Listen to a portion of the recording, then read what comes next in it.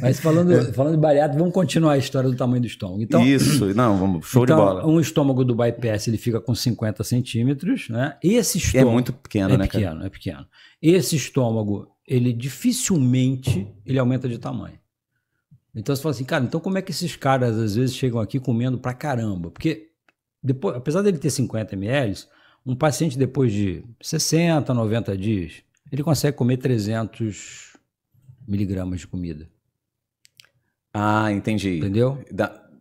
Então, de 50 vai para 300. Ele não aumenta, mas existe uma adaptação, né? Porque o estômago é elástico, né? Ele é um músculo. Ah, pô, entendi agora, Rogério. Entendeu? Entendi. Ele vai continuar com os mesmos 50, só que ele... quando eu opero o paciente, ele tá com o estômago vazio, né? Ele esvaziou, até a gente passar uma sonda, ele esvazia o estômago. Mas assim, ele incha, ele é um elástico. Ele é um músculo. E aí então ele vai se adaptando.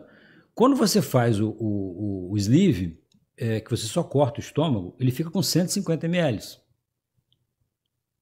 O estômago vira uma linguiça. Então aquele desenho do estômago barrigudinho que a gente tem, não, ele virou uma linguiçona assim. Só que aí o pyloro está ali, né? A válvula de saída do estômago. Então a pessoa come o pyloro, fecha, então ele tem a saciedade. Só que essa cirurgia, sim, o paciente tem 100% da absorção, ele não tem desvio intestinal do bypass. Então tudo que ele comer vai ser absorvido na sua integralidade. Teoricamente, esse paciente teria menos desabsorção nutricional, né? Mas esse estômago tende a voltar a crescer. Eu vou te dar um exemplo rápido aqui de um paciente meu, que a gente operou em 2013 com 220 quilos.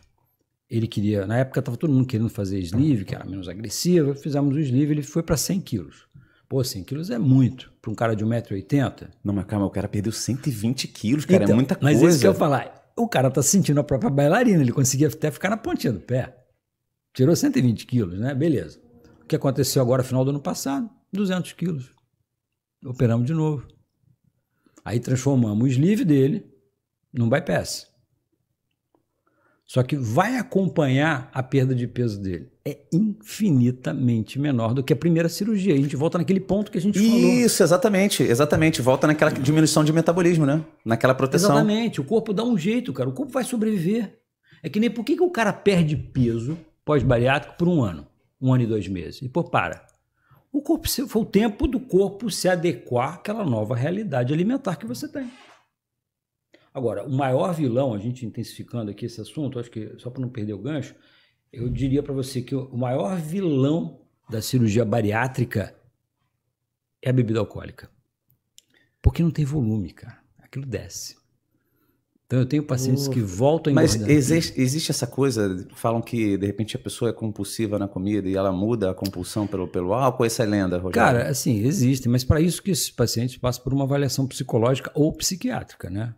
É lógico que você não consegue, às vezes, em poucas consultas, que um psicólogo consiga pegar, olha, esse cara tem uma tendência, mas a gente já deixou, pelo menos a minha equipe, esse cara pode ter sido operado com outra pessoa, mas a gente já deixou de operar algumas pessoas porque tinha um perfil psicológico compulsivo. Falou, cara, esse cara não vai se adaptar à cirurgia. É que eu já ouvi vários casos, né? Ah, uma pessoa fez a bariátrica e depois virou alcoólatra. Tem essas, já escutei várias, então, mas isso eu não sei se isso a gente escuta falar, então, né? Mas como leigo, né? Eu estava com um paciente agora quinta-feira, o meu último paciente quinta-feira já era quase 10 horas da noite, e aí ele já é meu amigo, coincidentemente ele era meu amigo, ele foi numa consulta comigo, não sabia que era eu.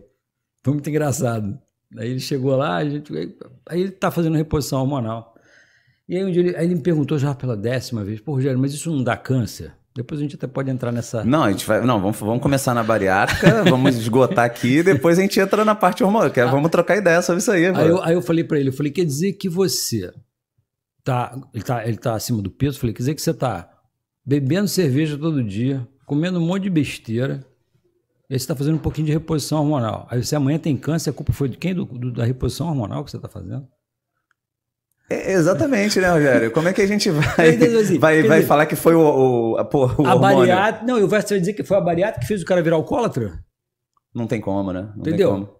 Assim, cara, o cara é compulsivo. Se o cara é compulsivo, maluco de carteirinha, esse cara tem que ser bloqueado pela psicóloga. Mas eu vou te falar, em 23 anos, é lógico, nem todos os pacientes voltam para você, né? Você sabe que às vezes você vem um paciente, você tratou por um período, o cara mudou de estado, mudou de país, ou não gosta mais da tua cara, resolveu trocar de profissional e beleza. Mas eu tenho, o que eu me lembro de uns 2 casos de pacientes que migraram para o alcoolismo, assim. Mas de repente migraram porque migraram, né? Não foi exatamente. Pode ser, é o que você falou. Pode ser. A psicologia explica bastante isso. Então, qualquer dia vale a pena, depois, se quiser, até te indico. Eu quero. Eu trouxe um psicólogo aqui, o Roberto, foi fantástico o podcast com ele. E o Roberto fala da parte só mental do emagrecimento. Ele especializou nisso. Que legal. Pô, fantástico. O trabalho depois dele. Eu vou assistir. Depois assiste aí, porque é muito legal. O episódio dele tá muito bacana. Então, tem psicólogos que trabalham com pacientes bariátricos há muitos anos, né? Então, eles têm pesquisas. Interessante. Até pela aquela parte social, né? Eles fizeram uma pesquisa lá na USP, em São Paulo, acho que foi na USP, e faziam perguntas assim no hospital, aquela fila que os hospitais públicos, não sei o que, ela perguntava assim, o que você acha daquele paciente gordo ali? Qual é a impressão que você tem? Eu acho que ele é preguiçoso. Eu acho que não faz uma boa higiene. É engraçado como o obeso, ele tem esse peso social sobre ele. Ainda tem isso, né? Agrava ainda mais a questão ali, né? Porque hoje eu vejo... Porque, assim, a obesidade é uma doença multifatorial, né?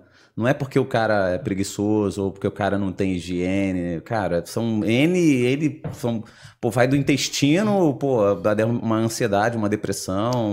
Não é só isso, né? A gente tem que ter um olhar diferente com a pessoa com obesidade. Não é falar que o cara não emagrece porque não quer. Não é bem assim. Não é bem assim. Eu já operei pacientes bem gordos e com deficiências importantes. Eu lembro de um paciente meu, há muitos anos atrás, ele falou, Rogério, eu não consigo me limpar. Eu vou ao banheiro, eu só posso ir ao banheiro em casa. Aí ele adaptou um pedaço de cabo de vassoura com uma esponjinha que ele lavava o bumbum dele. Ele não conseguia, a mão dele não chegava para se limpar. Então, assim, são pessoas extremamente obesas que realmente têm... Aí, vamos usar o mais simples, é o que eu vejo, eu falo todo dia, todas as semanas que eu atendo com minhas pacientes jovens, mulheres, eu falo assim, você não está aqui para operar para ficar bonitinha, você está aqui para buscando saúde. É lógico que de brinde você vai ficar bonitinha.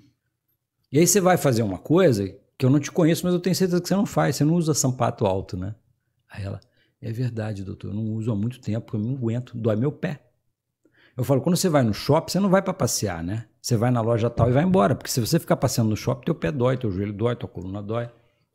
Então, assim, esse paciente, ele tem uma carga de exclusão da sociedade. Eu lembro de um casal que eu operei, os dois juntos pesavam 400 quilos.